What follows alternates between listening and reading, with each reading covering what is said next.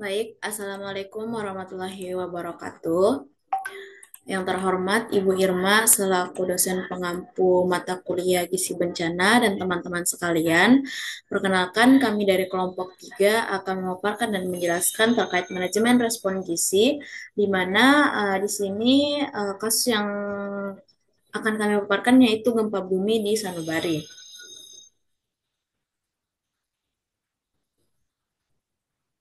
Sebelumnya, izinkan saya memperkenalkan anggota kelompok dari kelompok 3. Yang pertama ada Maharani Isneni, saya sendiri. Selanjutnya ada Isra Amalia, Mary Astika Rosa, Mutiara Maharani, Nurul Mutmainah Mulyadi, dan Nurul Arifah Hadiani. Jadi pada kesempatan kali ini kelompok kami akan membahas dan menjelaskan terkait apa-apa saja yang perlu dilakukan dan diperhatikan saat manajemen respon gizi untuk kasus gempa bumi di Sanubari. Sebelum itu, izinkan saya untuk memaparkan sedikit gambaran kasus atau penjelasan terkait kondisi gempa bumi yang terjadi di Provinsi Sanubari. Jadi pada tanggal 10 November 2024 terjadi gempa bumi dengan kekuatan 7,2 skala Richter di Provinsi Sanubari yang berdampak signifikan terhadap 3 kabupaten atau kota. Jadi bencana ini menyebabkan kerusakan infrastruktur, kehilangannya akses terhadap pelayanan kesehatan dan meningkatnya jumlah pengungsi, di mana diperkirakan 1,5 juta jiwa terkena dampak termasuk 7.800 balita yang rentan terhadap masalah gizi.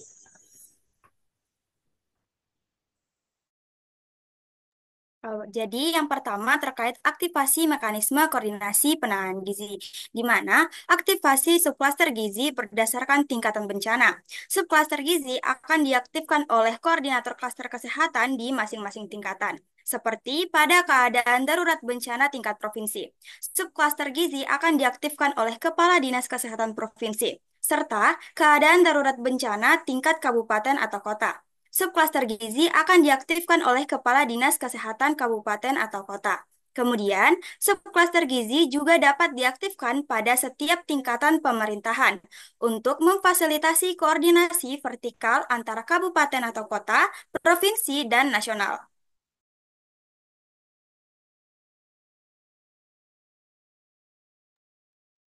Baik, selanjutnya itu pertemuan koordinasi subkeluarga gizi. Yang pertama itu ada analisis situasi terkini, di mana kita menyampaikan situasi umum status gizi sebelum bencana, guna untuk memahami konteks dan tingkat kerentanan yang ada. Di mana ini meliputi data mengenai prevalensi nutrisi, kelompok yang paling mempengaruhi, serta sumber daya yang tersedia. Dan dampak bencana saat ini seperti peningkatan angka malnutrisi atau gangguan akses terhadap makanan dan layanan kesehatan yang harus diidentifikasi guna untuk menentukan respon yang tepat. Yang kedua itu update dari anggota, di mana pada setiap subcluster memberikan laporan mengenai aktivitas yang telah dilakukan, seperti intervensi gizi, distribusi makanan, atau program kesehatan. Pada laporan tersebut, kalau mencangkup rencana ke depannya, termasuk kegiatan yang akan datang, kolaborasi yang direncanakan, dan sumber daya yang diperlukan. Yang ketiga yaitu ada pembahasan kendala dan kesenjangan, di mana kita melakukan diskusi guna untuk mengidentifikasi tantangan yang dihadapi dalam penanganan gizi, seperti keterbatasan sumber daya, akses ke daerah-daerah terdampak, atau terjadinya kebocoran data yang akurat, serta mengidentifikasi kesenjangan dalam layanan yang ada, termasuk area di mana bantuan gizi masih kurang atau tidak merata. Yang keempat yaitu ada rencana tindak lanjut. Kita menyusun langkah-langkah konkret untuk intervensi gizi. Dan yang terakhir itu ada penutupan di mana kita merangkum hasil pertemuan dan menetapkan waktu untuk pertemuan berikutnya.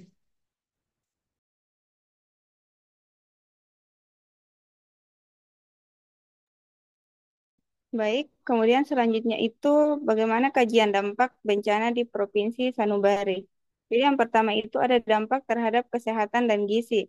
Yang pertama kerusakan infrastruktur kesehatan. Jadi sekitar 50% fasilitas kesehatan di wilayah terdampak rusak atau sama sekali tidak berfungsi. Hanya 60% fasilitas kesehatan yang beroperasi dan banyak yang kekurangan tenaga medis terlatih untuk menangani gizi buruk. Kemudian yang kedua itu kondisi gizi masyarakat. Jadi sebelum bencana, Provinsi Sanubari itu sudah memiliki status gizi yang buruk dengan prevalensi stunting dan gizi kurang atau buruk yang tinggi. Banyak anak yang mengalami gizi buruk, contohnya itu bayi berusia 6 bulan dengan berat badan hanya 3,4 kilogram dan hanya 20% ibu yang mempraktikkan pemberian ASI eksklusif. Kemudian yang ketiga itu krisis pangan dan sanitasi. Jadi kerawanan pangan meningkat akibat seringnya banjir yang menyebabkan kerusakan lahan pertanian. Sekitar 20% populasi mengalami kerawanan pangan tingkat sedang. Jadi keluarga hanya dapat mengkonsumsi protein hewani sebanyak 2 kali seminggu. Sanitasi kasus dan kulit akibat kurang akses batas mencuci. Kalau itu adalah ekonomi. Dengan harga pokok tahun bahan makanan meningkat drastis sehingga memaksa keluarga untuk mengurangi kualitas gizi makanan. Kemudian yang selanjutnya itu migrasi pengungsi. Jadi banyak keluarga yang memilih untuk meninggalkan daerah terdampak menuju lokasi pengungsian yang lebih aman, tetapi dengan akses terbatas ke layanan dasar.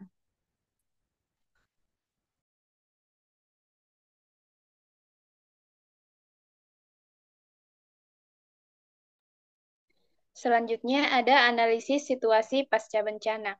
Yang pertama, kebutuhan prioritas, yang meliputi air bersih dan sanitasi, layanan kesehatan dan gizi, pemulihan infrastruktur perlindungan, serta makanan dan logistik.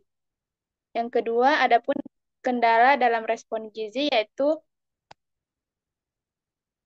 terbatasnya distribusi bantuan makanan dan PMT atau pemberian makanan usia. Banyak pengungsi tidak memiliki akses ke makanan khusus untuk bayi dan balita, serta keracunan makanan dilaporkan akibat konsumsi donasi makanan kadaluarsa.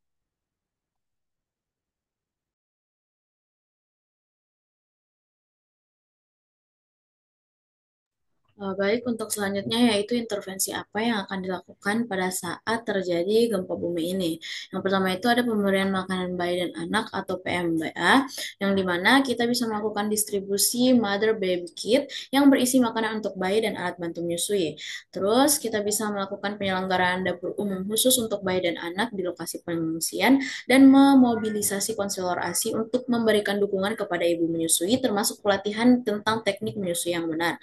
Selanjutnya ada intervensi terkait pencegahan dan penanganan gizi buruk dan gizi kurang, di mana kita mengidentifikasi anak-anak dengan status gizi buruk melalui screening di pos kesehatan dan menyediakan PMT atau pemberian makanan tambahan bagi anak-anak yang terdeteksi mengalami gizi kurang atau gizi buruk, serta pelatihan tenaga kesehatan lokal dalam penanganan gizi buruk termasuk penanganan protokol penanganan gizi buruk.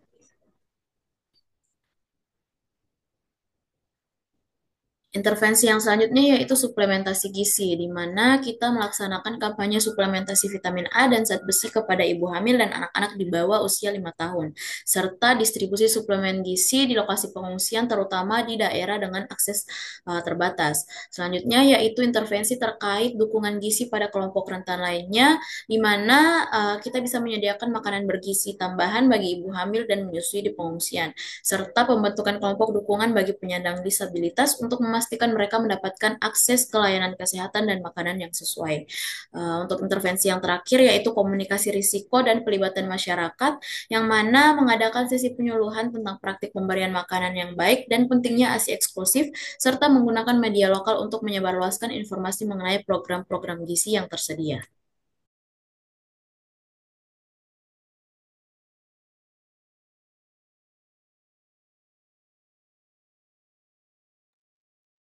Baik, selanjutnya itu monitoring, di mana terdiri dari beberapa, yaitu pemberian makanan bayi dan anak, di mana pemantauan jumlah bayi yang menerima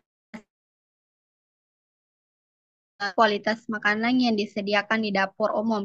Kemudian dukungan gizi pada kelompok rentan lainnya, di mana pemantauan partisipasi ibu hamil dalam program gizi melalui catatan kehadiran pada sesi penyuluhan dan evaluasi kebutuhan khusus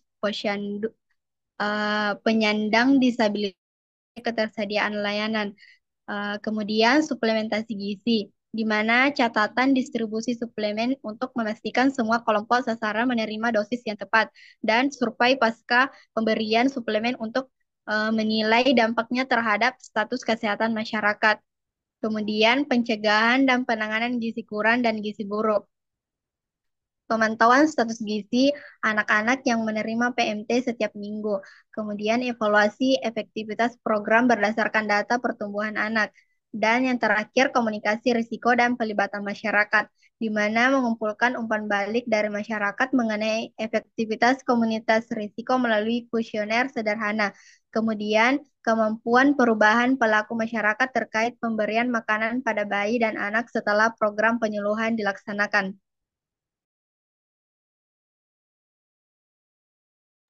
Baik, itulah tadi penjelasan terkait manajemen respon gizi yang mana mencakup aktivasi subcluster gizi, kajian dampak bencana, serta intervensi dan monitoring yang dilakukan.